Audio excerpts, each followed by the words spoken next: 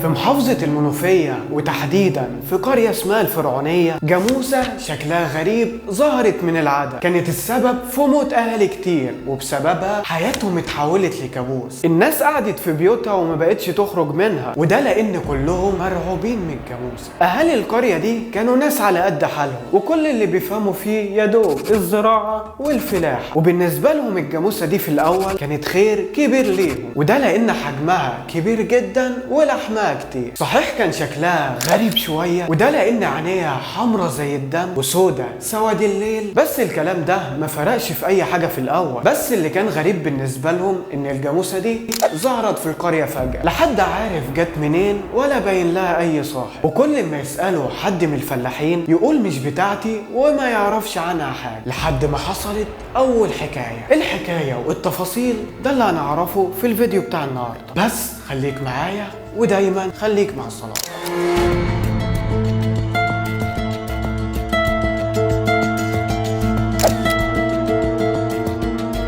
الحكاية بتبدأ بسناء. سناء كانت ست داخلة في ال40، متجوزة وهي عندها 16 سنة، لكن من سوء حظها ما كانتش بتخلف، عشان كده جوزها كان عايز يطلقها ويتجوز عليها ويخلف من واحدة غيرها. لكن يشاء القدر في عيد ميلاد سناء ال39 تعرف انها حامل، وجوزها يرجع لها ويرجع الحب والود ما بينهم من تاني. سناء خلفت ولد وسمته عبد الله، وفي الوقت اللي ظهرت فيه الجاموسه في القريه عبد الله كان عنده 3 سنين، والجاموسه كانت موجوده ومستقره في الارض الواسعه اللي قدام بيت سناء على طول. وفي يوم من الايام عبد الله كان بيلعب بره وامه قاعده قدام البيت، ويا دوب 5 دقايق دخلت البيت تعمل حاجه وخرجت تتفاجئ ان عبد الله تحت رجلين الجاموسه، وفضلت تدوس عليه لحد ما جابت اجل. وراح الولد الوحيد اللي امه وابوه مستنيينه من 23 سنه، وجوز سناء اتجنن وراح رفع قضيه على مراته واتهمها بالاهمال، وخدت فيها حكم واتحبست سنه وخرجت بعد المده. وبعد ما خرجت اول قرار كانت واخداه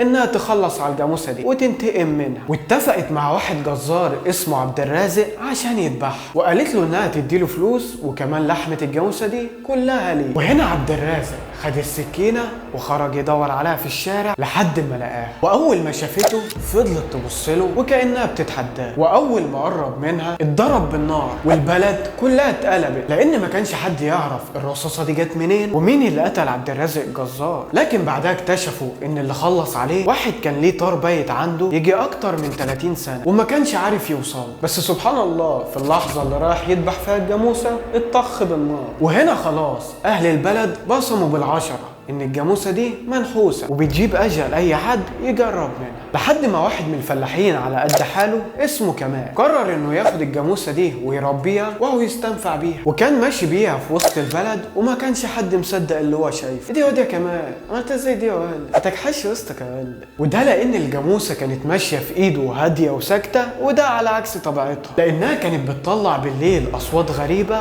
وعاليه دايما. دول كمان سموه كمال مراود الجمايز. لكن بعدها باسبوع كمال قابل بنت اخوه فاطمه في الارض الزراعيه في الغيط يعني، وكان معاها ابنها الصغير واسمه يحيى. واول ما شاف الجاموسه شبط فيها وعايز يركب عليها ويمشي بيها شويه زي اي عيل صغير بالظبط، يشوف اي حاجه يشبط فيها على طول. لكن امه كانت رافضه لانها خايفه عليه، وده لانه لسه صغير وممكن يقع من فوقها. لكن عمها كمال طمنها واقنعها انه مسيطر عليها، طبعا ما انت برود الجمايس وحد قدك. واول ما يحيى طلع على ظهر الجاموسه مشيت بيه يا دوب خطوتين، وبعدها طلعت تجري بيه بسرعه وقوه مش طبيعيه.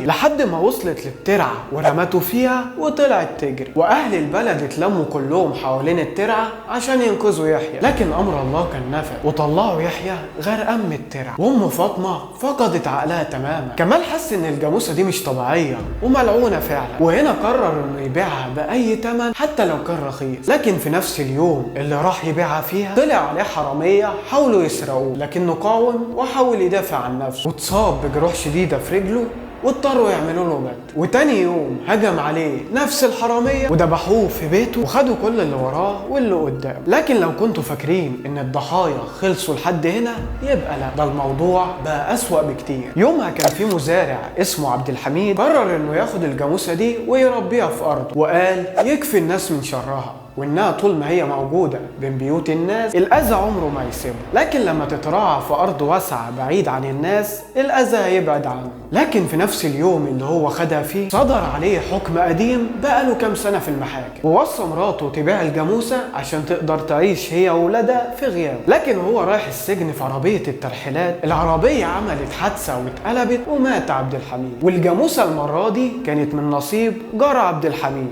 الحاج عثمان اللي اشتراها عشان يراضي مرات عبد الحميد بقرشين ويبقى كده سعيد. بس في اليوم اللي هو خدها فيه هو كمان صباته اللعنة، بيته ولع بكل اللي فيه واترمى في الشارع هو ومراته وعياله. وهنا قرر انه هينتقم من الجاموسة بعد ما خسر كل حاجة، وجاب بندقية وطلع يجري في الشارع زي المجنون بالظبط. واول ما شاف الجاموسة بدأ يضرب نار بشكل عشوائي. الجاموسة كانت بتجري وتنط عشان تتفادى الرصاص، لكن لسوء الحظ الرصاصة جت في مصطفى ابن الحاج عبد المنعم عمدة البلد. وهنا طلع العمدة هو والغفر بتوعه وخلص عليه هو ومراته وعياله. وطبعا العمدة اتقبض عليه، واول ما دخل الحج انتحر بسبب زعل على ابنه. الناس قعدت في بيوتها وما بقتش تخرج منها، وكلهم خايفين من الجاموسة اللي ممكن تخلص عليهم في اي وقت، لحد ما ظهر الشيخ فاروق راجل بركة وصاحب علم ودين، وقال لهم ان كل اللي بيحصل ده ملوش علاقة بالجاموسة، وان كل ده قضاء وقدر من ربنا، والجاموسة دي مجرد حيوان وروح ما بيفهمش حاجة وما ينفعش يعملوها كده. وهنا قرر ياخدها ويربيها قدام بيته. وعدى اسبوع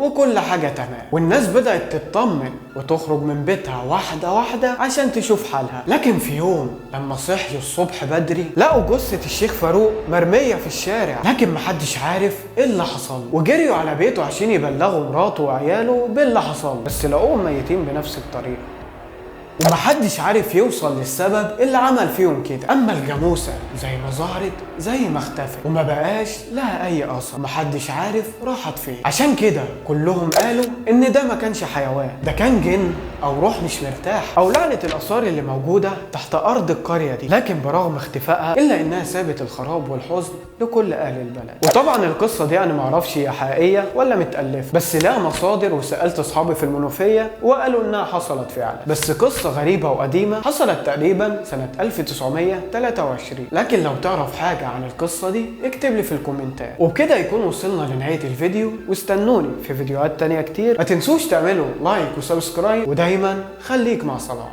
اشوفكم على خير.